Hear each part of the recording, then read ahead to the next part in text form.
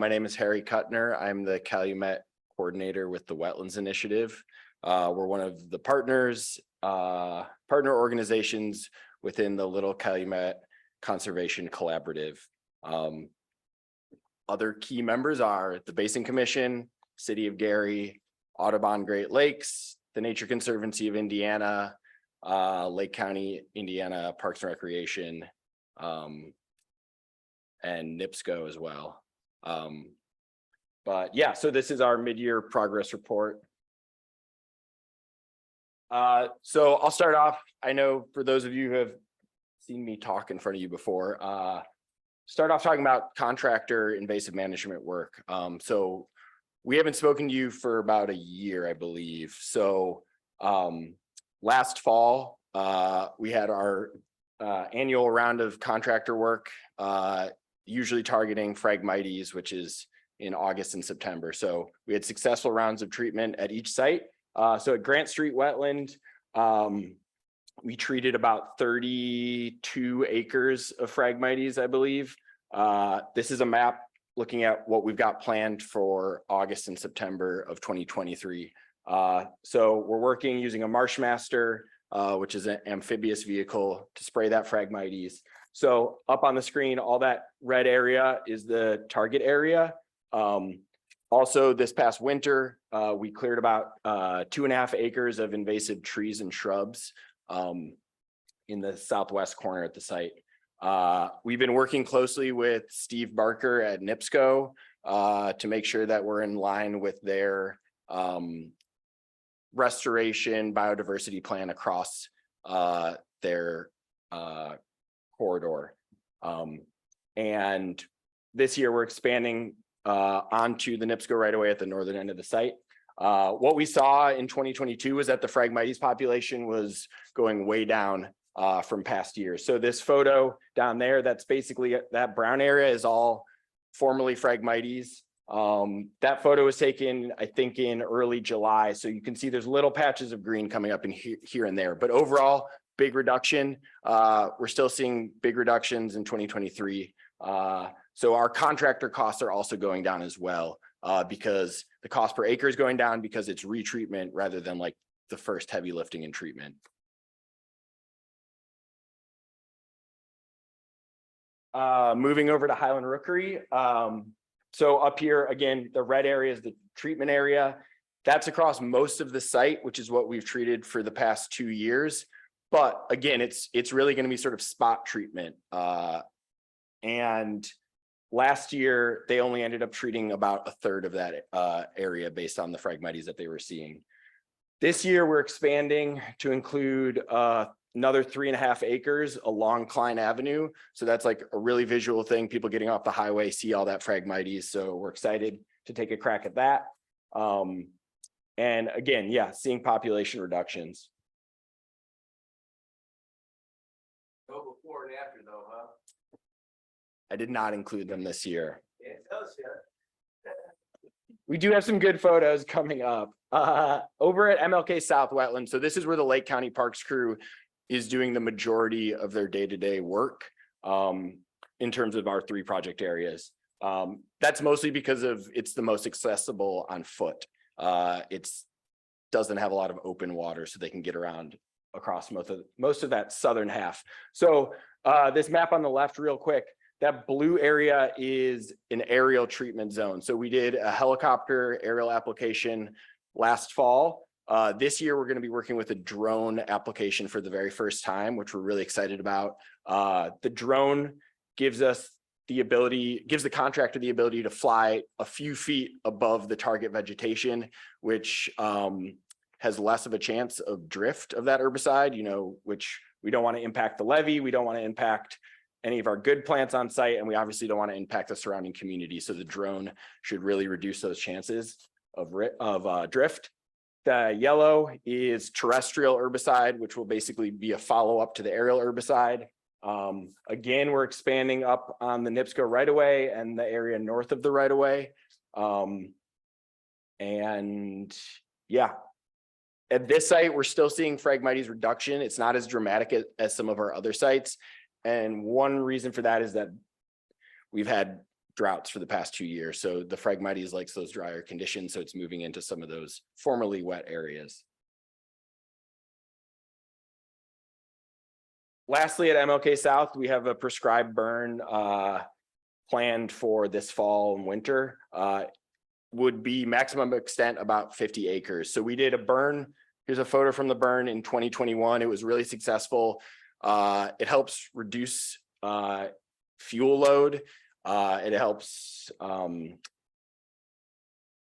it triggers native seed germination, which is really good. Honestly, at this site, getting rid of that fuel load is a huge benefit. It allows our crews to get out there. It allows our contractors to get out there without all the old Phragmites still standing. They can seed new areas. Following year application of herbicide will be much less herbicide needed because you're not dealing with all this standing vegetation from last year that you're fighting through. So excited to get that done this fall. Quickly to touch on the Lake County Parks crew. So I've got a photo down here at the bottom. That is a Wetlands Initiative staff member conducting a chainsaw and brush cutter training for some Lake County Parks staff. That was funded with a 2022 NIPSCO Environmental Action Grant, also paid for some new chainsaws, new safety PPE equipment for the Lake County Parks crew. Lake County Parks crew, they worked all last winter clearing it's a walking path through the woodland at MLK South, but also is really serving a dual purpose as access for contractor equipment. So getting in the edges of those woodlands is really hard unless you have an access path. We've also been doing our monthly field visits and check-ins with the Lake County Parks crew to make sure that they have their questions answered about the sites. Lots of back and forth with all our partners is really important.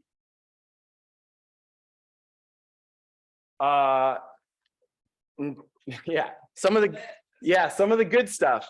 So I put that plant list in there for Mr. Nimitz. But so in 2023, the Basin Commission is providing expanded funding to pay for native plugs and native seeds, which we're putting in primarily at MLK South and Highland Rookery. So we had a volunteer plug planting this May, I believe. We had about 10 students from Spencer's class and then 20 volunteers from NIPSCO, which we're really excited about. It was a great event. We got in about 2,400 plugs in like 2.5 hours, 46 different native species went in at MLK South, and then we put in 1,000 plugs at Highland Rookery the following week.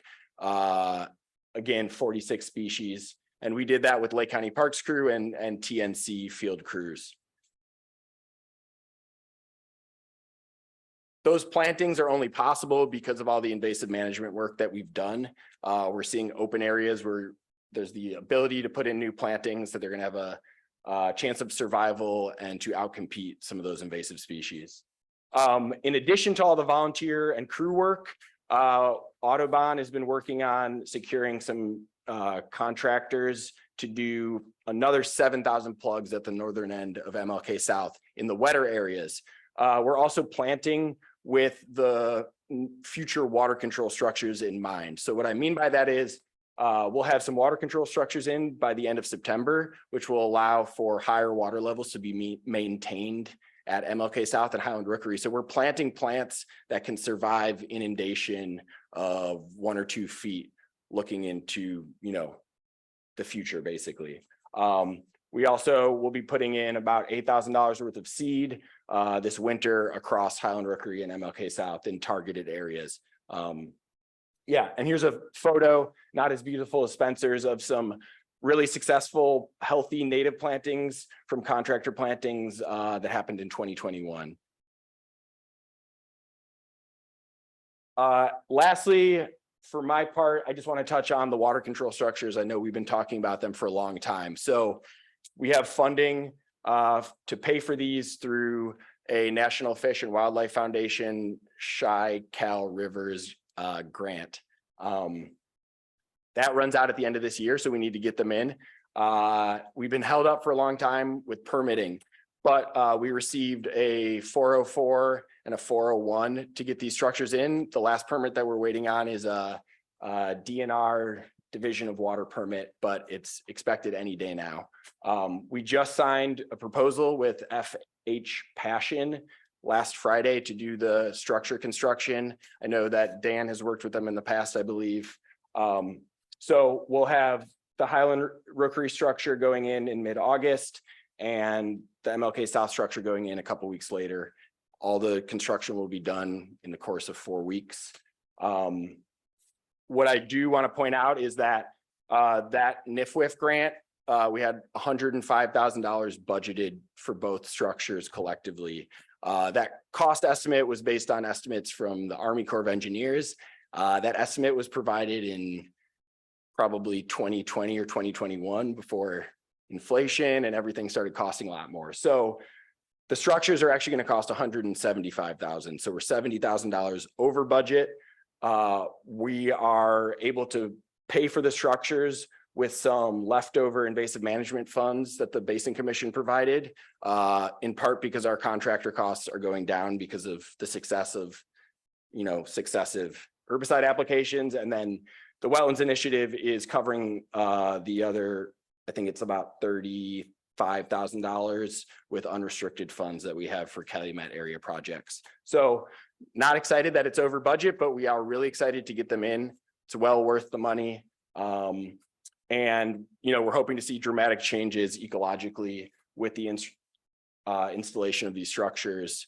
Hopefully this will allow for, decreases in invasive management going forward, increase opportunities to do native plug plantings, all the good stuff.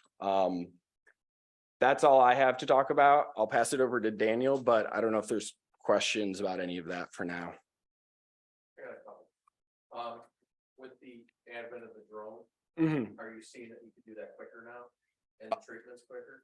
So in the past, I think we used like equipment. Yeah, so right. So for the like on the ground application using the Marshmaster, yeah, that can take a few days to do 75 acres. And a helicopter or drone can do that really quickly. To be honest, a helicopter is faster than a drone, but like I said, it's less targeted. So the drone application at MLK South, I think it's 35 or 40 acres. They'll be able to do that in one day. It'll take longer than a helicopter, which can do that in half an hour maybe. But less risk for drift and stuff like that. And then second question, I drive by the rookery quite a bit. You got all that old dead wood that's sitting out there. Do you just let that rot out and just leave it there? Or like the standing trees or all those stuff fell over. So now it's sitting, and I saw the guys out there doing the flood plantings. And they get around all the dead wood that's there. Yeah, so for the most part, unless it's easy to pull out, which I would say 90% of the time it's not, we leave it to rot. It, in part provides habitat for wildlife, but also it's just not cost effective to pull some of that stuff out. In part it can definitely be an eyesore, but definitely getting more water on the site, some of that stuff will break down. I have a question on that same location. Historically, there were those trees that were there before it flooded out and started doing all this work, and the birds were nesting. Is there any man-made structures like I've seen in the South? They'll have like little telephone poles with platforms on it. I mean, is that something that fits into this type of a setup, or is that wishful thinking? Yeah. So to be honest, Daniel could address that more, but yes, I mean, so okay, I'll ask Katie. Okay. I know the big push is going east because it's all wide open, it's way cooler. All the density as far as population is going west, including all the recreational things. So one of the conversations we're having with Dan is to try to move that and get all of those phragmites and all the invasive species taken care of, where all the trails are, the parks, and all of the density where people can see. As much as we like to get people to MLK South, 24 people maybe are there, whereas there's tens of thousands that are over on the other side. So what are the challenges that you're going to give me on why we're not going to be pushing harder to get that taken care of? So I think you'll be hopefully happy to hear about a new funding opportunity that we're pursuing directly adjacent to Spring Park, moving further west. It's a new 800-acre habitat restoration. Daniel's going to touch on that. It's a funding opportunity that we're pursuing. But yeah, I mean, so we've been looking at the Marshalltown Marsh area, which is, you know, to the east. Yeah. It's all east. Yeah. I'm talking, Right. I'm talking west of Quinette. Yeah, so that's definitely something we can continue to discuss with Dan. Right now, we've gone off of what our ecologists site assessments were, which I think, you know, are ongoing, but, you know, we started in probably 2016. So we've been going after the tracts of land that seem to have the biggest chance of survival, the least cost on the front end, and also benefit to the community. But I do hear you. And yeah, I mean, we're happy to keep looking for new projects. I think, as you know, that means more money, and it also means you have to be realistic about where you're stretching your resources. Right now, the Lake County Parks crew can only handle so much. As far as personnel. Yes. Thank you. Question, are you guys, would you consider like educating communities, homeowner associations, POAs, that sort of thing where they could maintain and eradicate on their own? Yeah, so and again, Daniel will touch on this in his portion, but Audubon, they have their Wild Indigo community engagement program. So yeah, we've been actively, you know, I kind of am talking about all the dirty herbicide chainsaw work, but Audubon and our partnership as a whole has been pursuing that community engagement pretty actively. Yeah, and we, you know, my name is Daniel Suarez. I'm the conservation manager with Audubon Great Lakes. And I would just say that, like, yeah, if you had particular communities in mind, I mean, certainly we're really focusing in on the communities in and around the sites that we're already doing on the ground management. But if there are opportunities to educate HOAs or things like that, I mean, certainly would be interested in talking about it. Communities that already Mm-hmm. have that base plan all over the place. Yeah. Yeah, or maybe an opportunity to like have a larger kind of symposium where we can invite communities across the basin to come and learn about, you know, invasive species, how you can do it at home, things like that, for sure. Repay will get right on that. Yeah. Gotcha. And I'll just keep on going here. And just really quick, I just want to summarize the last 3 summers that we've had, because it's helpful in thinking about like where we are with on the ground conditions and, you know, overlapping with everything that Harry just said. 2021, we started seeing really low water levels, really severe drought. Audubon has been coordinating marsh bird monitoring across not only Northwest Indiana, but the southeast side of Chicago since 2015. And in 2021, across the sites within the Basin Commission here, so MLK South, Grant Street / Chase Street, and Highland Heron Rookery, we had 361 focal bird species detections. So these are 361 individual detections of 11 species of marsh birds that we're monitoring, which when you look at those numbers, really give you an indication as to overall health of the habitat. And so we've been using that as a barometer to gauge the health of the sites and to gauge the effectiveness of the treatments that we've been doing on invasive species. In 2021, with low water, you get a lot of exposed muck like you're seeing here, which gives you a lot of opportunities for germination of native species and also, unfortunately, invasive species sometimes as well. So 2021 was a year where a lot of plants were popping up in areas that previously were had no vegetation. So we started taking advantage of that with some focused plug planting efforts, and those have grown in the couple years since. 2022, we had the start to the summer was and the spring was nice and wet, and then we gradually moved back into drought conditions. Because of that extra water early in the spring, we had a significant increase in focal species detections, almost 200 more. Sora and Virginia rail, 2 species of rail, which are these marsh birds, had great years across almost every single site. That number was skewed by migrants that were just passing through Northwest Indiana. They didn't necessarily stay here to breed, but it just underscores the importance of these sites, not only for breeding habitat but also during migration. And in 2023, we're finding ourselves, the low water levels are continuing. Again, this year, seems like we're moving back into drought. The fingers crossed that that can change, as was mentioned earlier. But honestly, for the purposes of installing those water control structures, having some dry conditions would actually be helpful for getting equipment in and out. We're seeing, like Harry mentioned, improving habitat quality almost across the board. With the increased opportunities for native species to germinate, like Harry said, areas that previously had been adjacent to Phragmites that we had treated are now seeing Phragmites popping up in these areas that totally dried up. As the dirt is exposed and it dries up, Phragmites likes to move into those areas. We're not terribly concerned because we know that a wet year would likely flood out a lot of that Phragmites, and we've got a pretty good handle on where the Phragmites is and isn't at the sites we're managing. So we're continuing to monitor that. As Harry mentioned, again, increased plug planting opportunities. So these low water years are giving us an opportunity to really revegetate.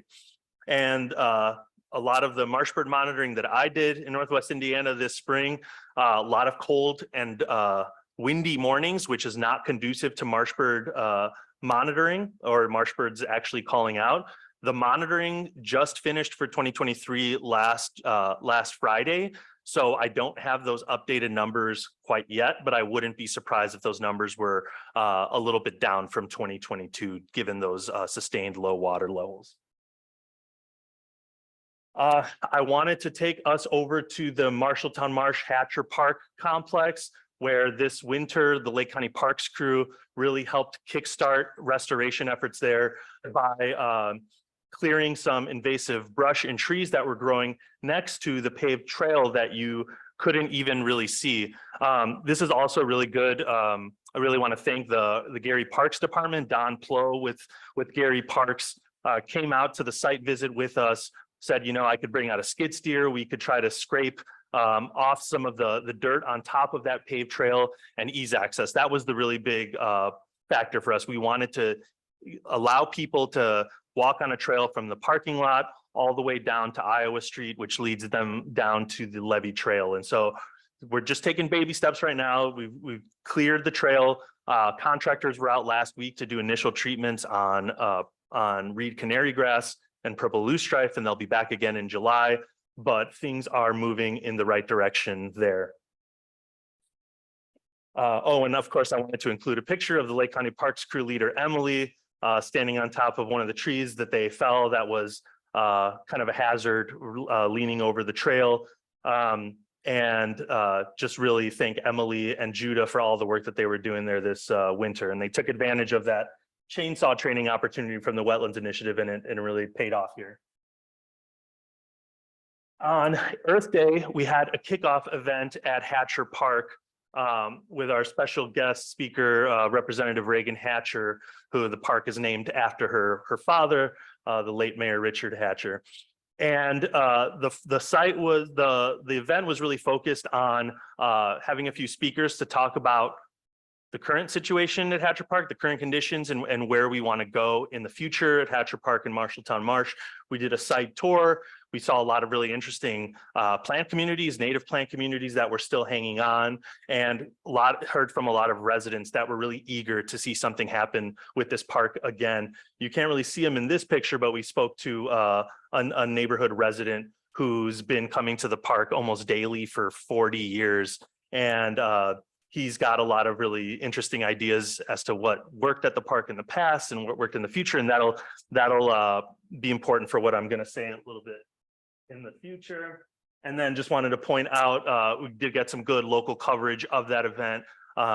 Get people generating a lot of interest in the work that's going to be happening at Hatcher Park and Marshalltown Marsh over the next few years. So I also wanted to show you just some of the cool wildlife happenings within these sites. One of our, we're working at Audubon with a PhD student at Duke University, Leo Gaskins, who has been doing a study on urban muskrats. And muskrats may be in some circles vilified, but in marshes, they are ecosystem engineers. They are an absolutely vital species. As you can imagine, these marshes, and you can see kind of in this picture here, while it's overgrown with hybrid cattails, these marshes can be very dense, and heterogeneity or just having one structure across the whole site doesn't do a lot of good. Nature really thrives off of diversity in all aspects. Muskrats go into these areas, they mow down cattails and other vegetation and construct these huts. These huts could either be for shelter, or they could be these kind of like feeding platforms that they use. And Leo last year set up some cameras, both focusing on muskrat dens and then on some control areas that were just facing vegetation, like normal conditions in the marsh. And these photos are pretty amazing, and even more amazing when you know that the cameras take a photo randomly once every 5 minutes. And so the fact that we're getting some of these shots seem very lucky, but I think underscore really how much wildlife is really out there, much more than we can perceive, of course, because most animals are trying to avoid us. But this is a view, obviously, of a coyote here on a muskrat den, and we're finding that these coyotes.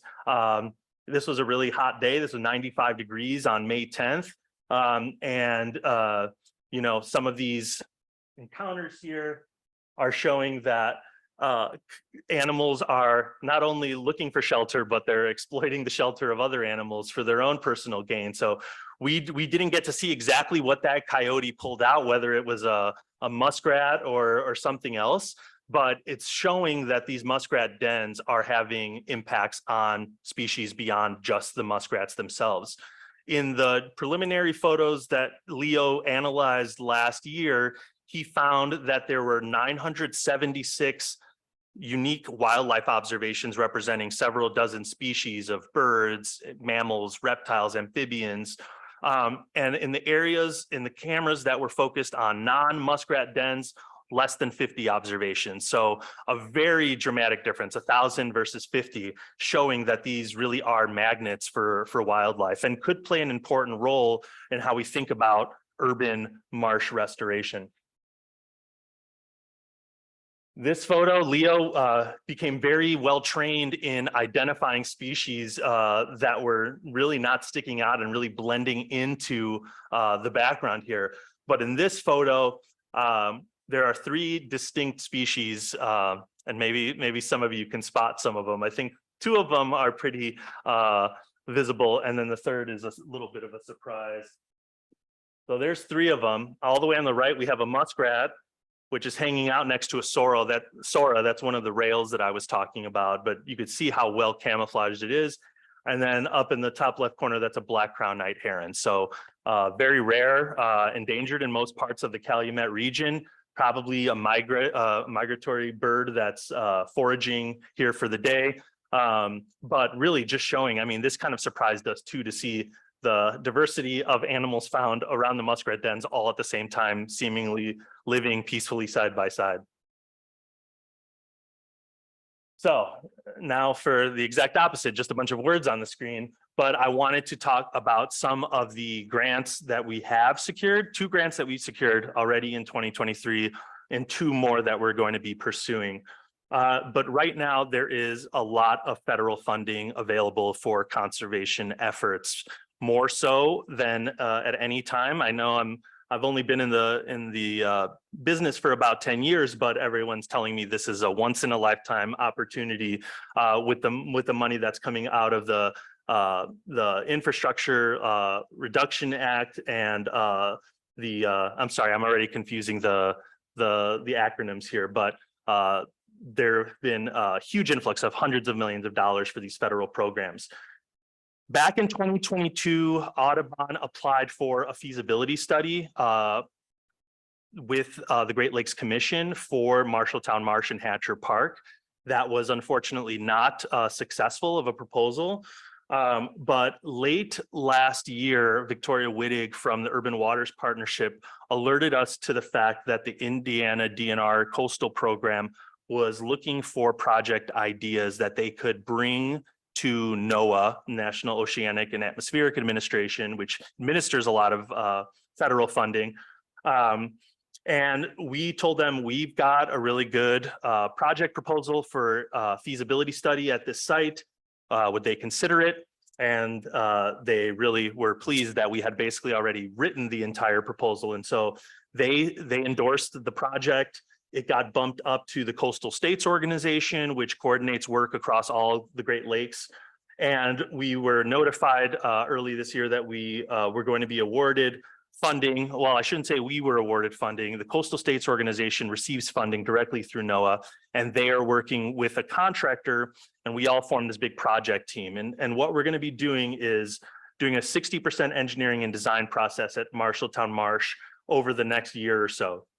This is going to get us most of the way there, but not the full way there in evaluating the potential for habitat restoration, access, public access, recreation opportunities, and also the potential remeandering of a 1.5 mile stretch of the Little Calumet River as it flows through this site. And that has a whole suite of positive implications. If we could remeander the river, right now it's currently a straight line. It's like a water pipeline, doesn't have the features of a natural river with banks that overflow gently, where you can create floodplain habitat and establish marsh.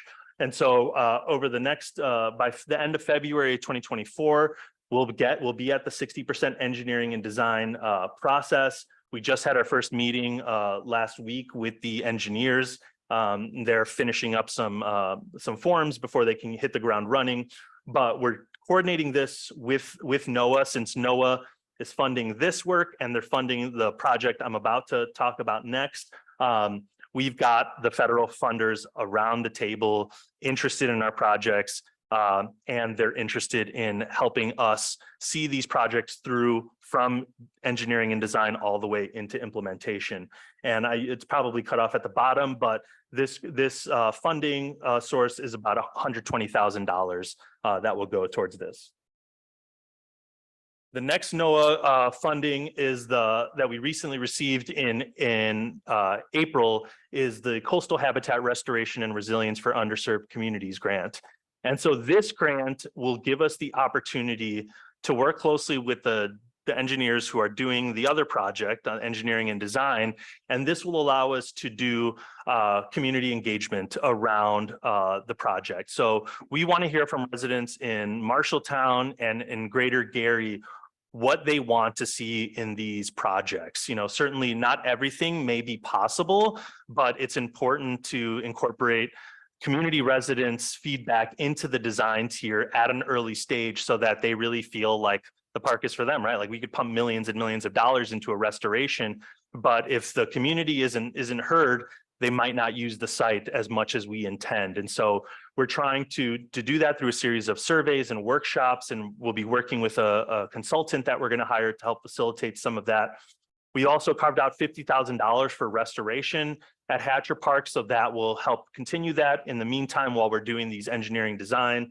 And like I mentioned, this is putting us in the pipeline. So as we're learning, when NOAA and the Great Lakes Commission funds these projects with federal dollars, they're invested in them and they want to see the projects through to completion. So we're really excited about the possibility of this becoming a reality in the next few years.